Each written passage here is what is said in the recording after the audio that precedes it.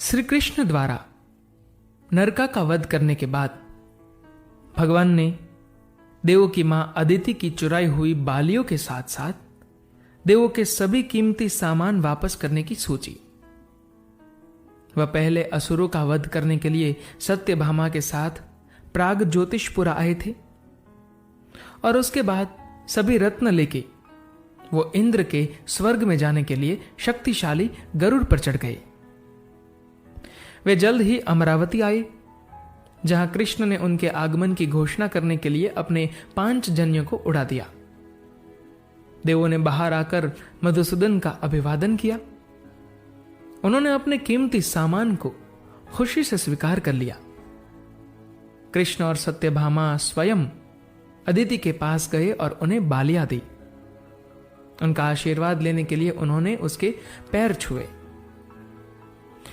अदिति ने कहा, हे कृष्ण, आप स्वयं विष्णु हैं और सभी के लिए अंतिम गंतव्य है। मुझे आज आपके इस रूप को देखकर प्रसन्नता हुई है। अमरावती आपके चरण कमलों से स्पर्श पाकर धन्य है। कृष्ण ने मुस्कुराते हुआ कहा कि ओ मां, मुझे इतना कहकर शर्मिंदा मत करो। मैं सिर्फ तुम्हारा अच्छा बेटा हूं और यहां सत्यभामा मेरी पत्नी से मिलो। अदिति ने मातृ स्नेह में सत्यभामा के गाल खींचे और उन्हें आशीर्वाद दिया। बुढ़ापा तुमसे दूर रहेगा केशव की प्यारी। मैं तुम्हें तब तक जवान रहने का आशीर्वाद देती हूं जब तक वह तुम्हारे साथ है। आगे इंद्र ने कृष्ण और सत्यभामा को नंदना बगीचे में उनका स्वागत करने और उनकी पूजा करने के लिए लाया।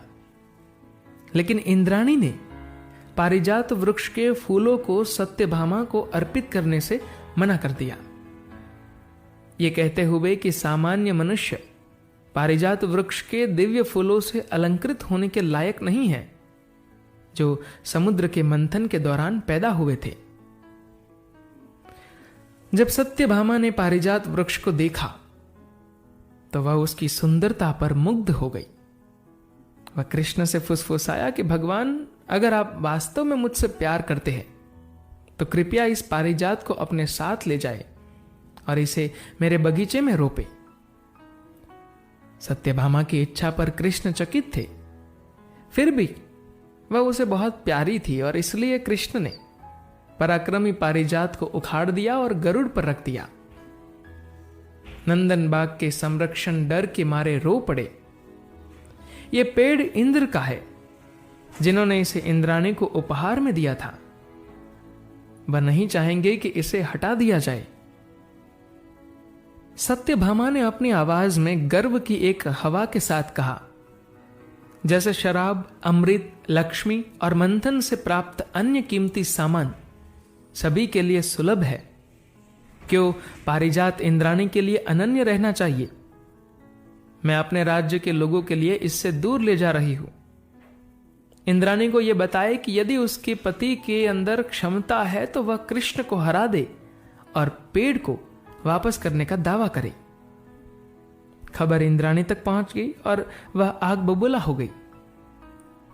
उसने अपने पति को कृष्ण से लड़ने और पेड़ को वापस लेने के लिए उकसाया। इंद्र ने अपने ऐरावत पर चढ़ाई की और गरुड़ द्वारा अनुसरण किए गए मार्ग का पता लगाया। ओ कृष्ण, आप क्या कर रहे हैं? पेड़ मेरी पत्नी का है, आप इसे दूर नहीं ले जा सकते। वह रोया। सत्यभामा ने घोषणा की कि लड़ाई करे और इसे वापस ले। इंद्र के आदेश पर स्वर्ग के अभिभावकों ने कृष्ण को चारों ओर से घेर लिया और उन्हें केंद्र में ले जाने के लिए बाणों की वर्षा करने लगे। गरुड़ ने अपने विशाल और तेज चोंच द्वारा सभी तीरों को तोड़कर बचाव किया। कृष्ण ने सारंगा धनुष लिया और इन अभिभावकों को निशाना बनाना शुरू किया। ऐरावत ने भी गरुड़ पर हमला करना शुरू कर दिया, जो अपने भगवान का बचाव करने में व्यस्त था।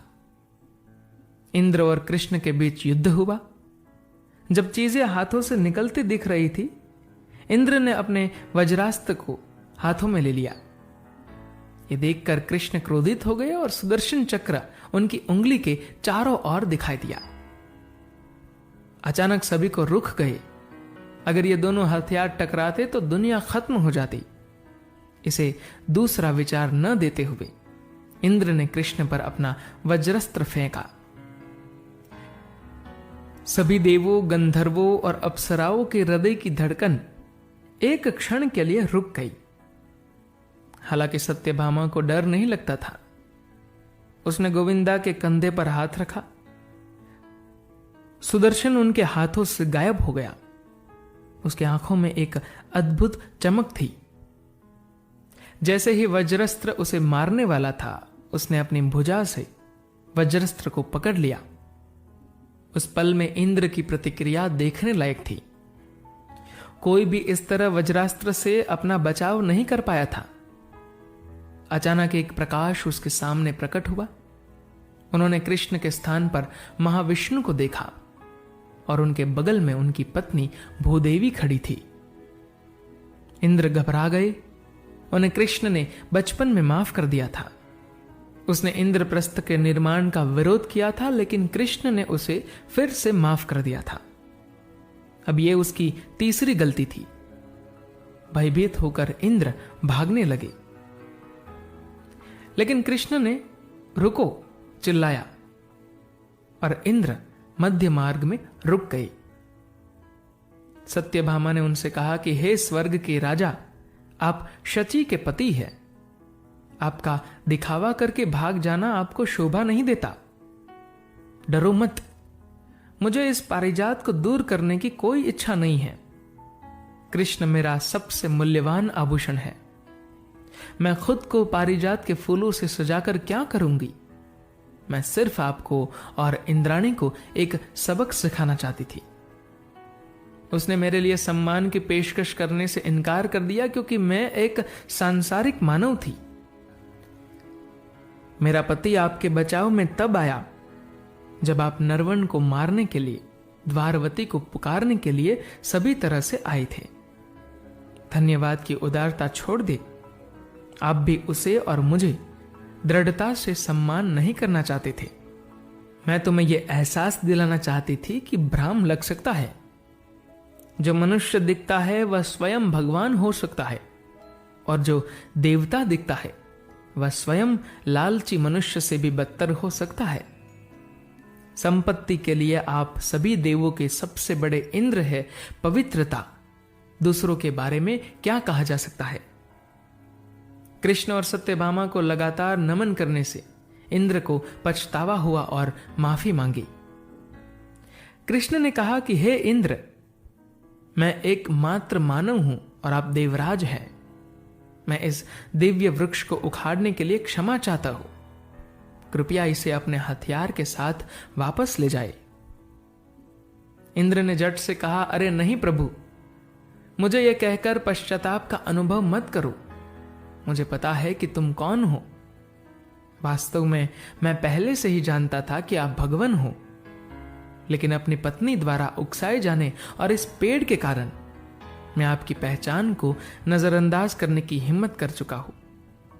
मेरी माफी के एक हिस्से के रूप में मैं आपसे अनुरोध करता हूं कि आप इस पेड़ को हटा दे और इसे अपने बगीचे में लगा दे। जब आप धरती छोड़ देंगे, पेड़ अपने मूल स्थान पर वापस आ जाएगा। कृष्ण ने कहा, तो ये हो, और अपने हथियार और नए पाया ज्ञान के साथ इंद्र को वापस छोड़कर पारिजात को अपने साथ ले गई। कृष्ण जल्द ही द्वारवती के पास पहुंचे और 5 जन्य उड़ाकर अपने आगमन की घोषणा की। कृष्ण की रानियों ने उनका स्वागत किया और सुंदर पारिजात वृक्ष को देखकर सुखद आश्चर्य हुआ। कृष्ण ने जाकर सत्यभामा की बाग में इस पेड़ को लगा दिया। धन्यवाद।